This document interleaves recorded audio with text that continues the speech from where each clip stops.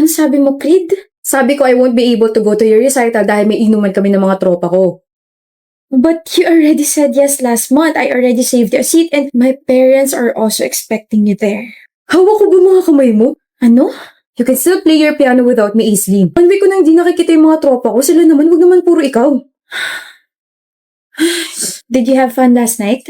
With your friends? Oo naman, sobrang saya nilang kasama. Solid talaga, grabe. Hindi mo sinabing may mga babaeng kasama. Ano ka ba, matik na yun? Tsaka mga syota nila yun. Alam na mapaalisi ko sila para sa'yo, di ba? Sino yung babaeng katabi mo rito sa video na to? Ayan, tropa yan ng girlfriend ng tropa ko. Her hand is on your lap. Papamasahe kasi siya ng kamay. I'm jealous. Aislinn, kahit sino magpapamasahe sa'yo, hindi mo matatanggihan. Tsaka nakakaya sa mga tropa ko baka kung ano isipin nila sa akin. Yung iisipin ko hindi mo naisip? Gahanap ka ba ng away, ha? Masyado mo pinapalaki yung gulo, bahala ka nga dyan. Creed! Finally, kanina pa kita hinahanap. Uy, Vic! Kumusta ka na?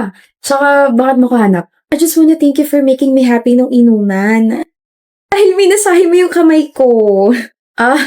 Wala yun. I wanna invite you nga pala for dinner later. Kasama yung mga tropa. Sure!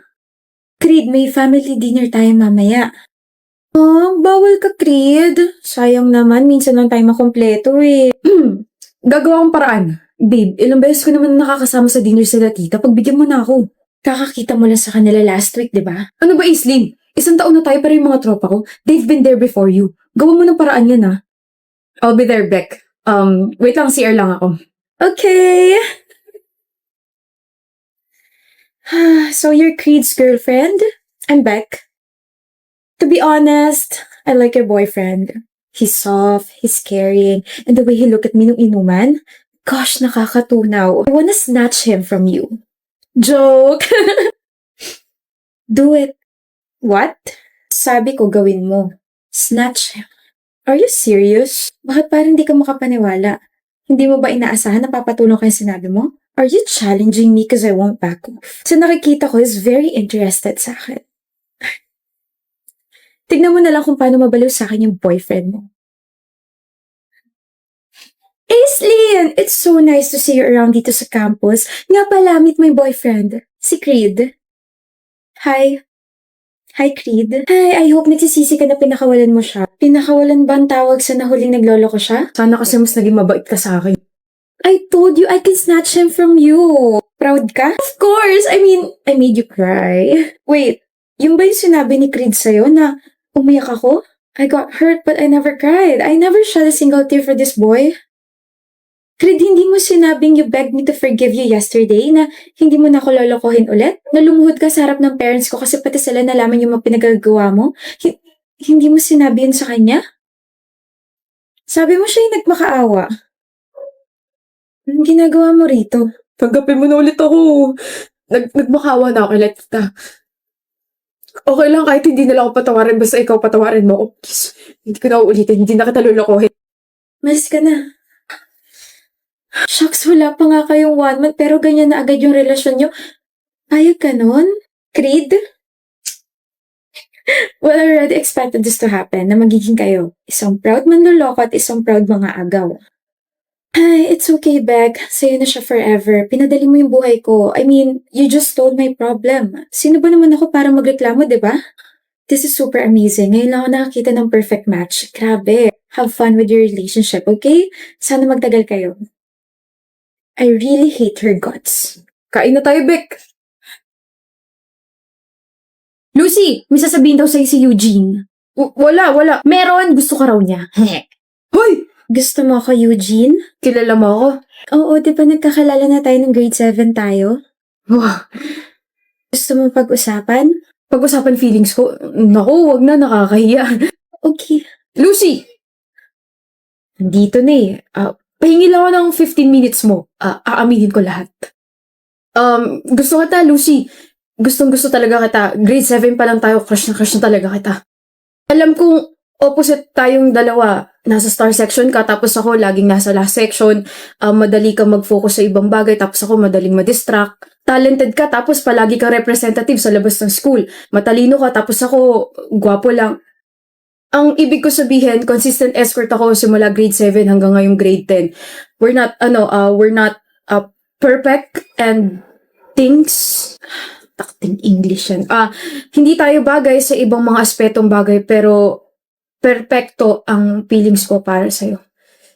Gusto kita, Lucy. I appreciate your bravery for confessing in front of me, Eugene. Hindi lahat kayang gawin yan, but...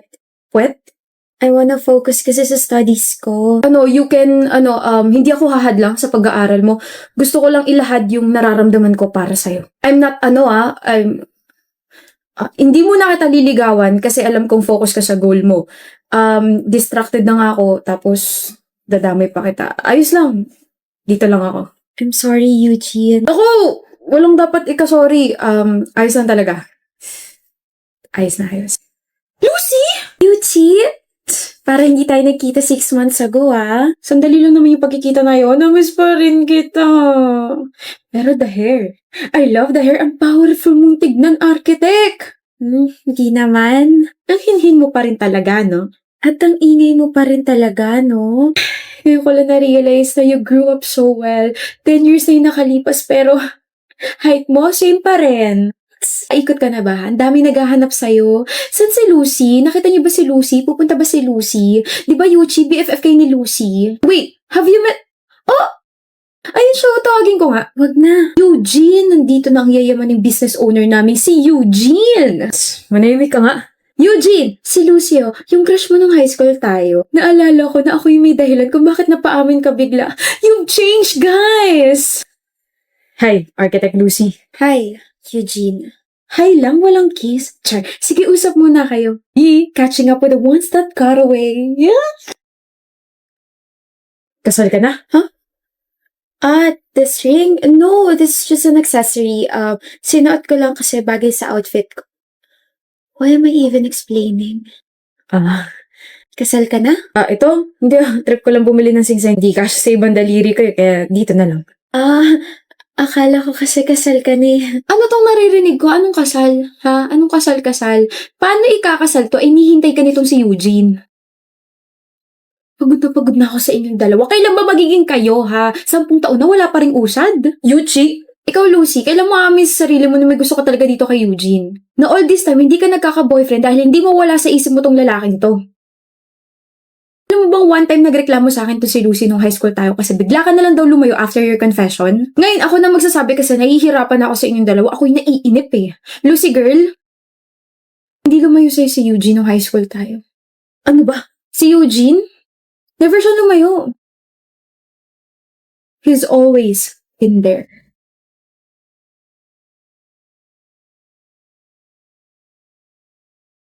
Ayos lang. Dito lang ako. Dito lang ako. Ang OA. Hoy, Katie. Ganyan mukha mo. Ano namang problema mo sa akin, Raz? Walang ganda.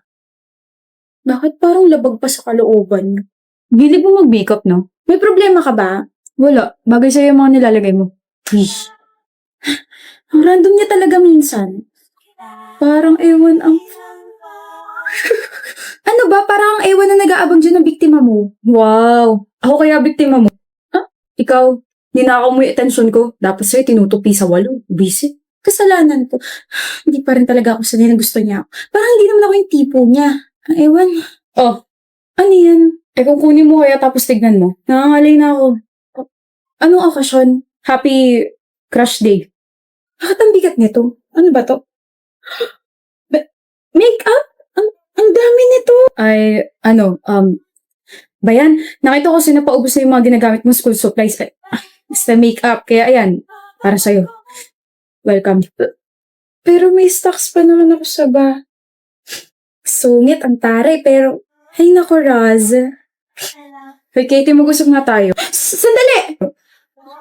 Sorry, bakit? Sorry, nagbibihis ka pala. I mean, hindi ako nagbibihis. Pwede na ba akong tumingin? Visit kasi na PE yun eh. Ba't kasi ako masyado nagpawis? Hindi ako naka-makeup. Sabi hindi ako naka-makeup, yung kulit mo naman eh. Ganun pa rin? Ha? Maganda ka pa rin. Sinasabi mo lang yan kasi kaharap mo ako. Kailangan bang plastic ako sa taong gusto ko? Ayoko nga. Sasabihin ko kanina nakikita ko. Maganda ka. Tapos ang usapan. Gusto mo ka, diba? Ka ba nata-turn off? Turn off saan? Kasi lagi ako nagme-makeup. Tapos, sino ako para pigilan ka na gawin yung nakakapagpasaya sa'yo?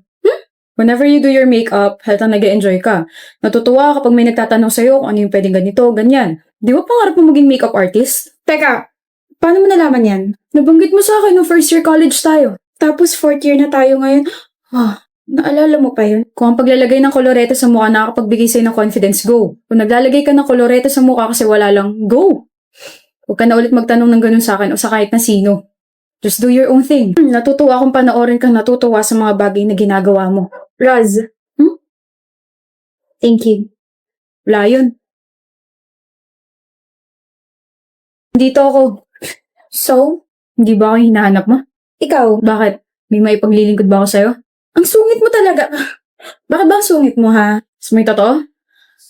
This is my only way para pigilan yung emosyon ko kapag kaharap kita. Kasi kapag nag-all-in ako, baka magsawa ka sa ngiti ko. Paano bang ngumiti ang isang Roz? Ganito sa ibang tao. Tapos ganito sa'yo.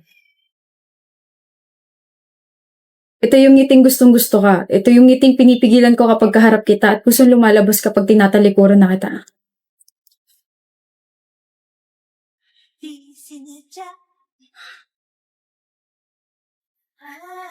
Simula ngayon, ngitian mo na ako palagi, ha? Yung ganyang ngiti. Nakaka-fall, eh. Talaga? Ang gwapo. Gusto mo kumain ng siomay mamaya? Siomay talaga? To show my growing love for you. Okay. Okay.